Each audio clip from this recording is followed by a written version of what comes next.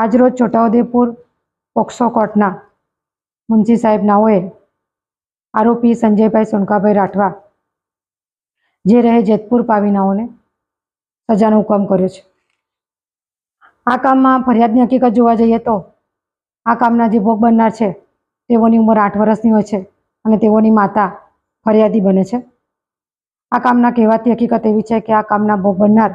ધૂળેટીનો તહેવાર હોય અને તે તેના મિત્રો બહેનપણીઓ સાથે ધૂળેટી રમતી હોય છે। તે વખતે આ કામના આરોપી આ જે ભોગ બનનાર છે તેઓની માતા પાન પડીકીને ગલ્લો કરતા હોય ત્યાં આવે છે અને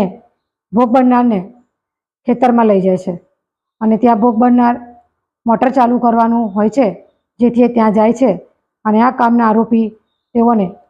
અવાવરું જગ્યા ઉપર લઈ જાય, ખેતરમાં લઈ જાય, તેની સાથે દુષ્કર્મ કરે છે,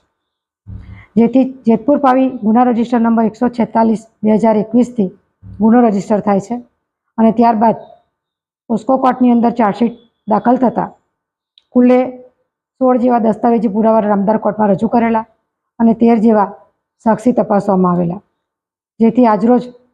નામદાર કોર્ટે આરોપીને 20 વર્ષની સખત કેદની સજા અને વળતર રૂપે ભોગ બનનારને 4 લાખ રૂપિયાનો હુકમ કરેલો છે। છોટાઉદેપુર જિલ્લા સરકારી વકીલ સોનલબેન દેસાઈ।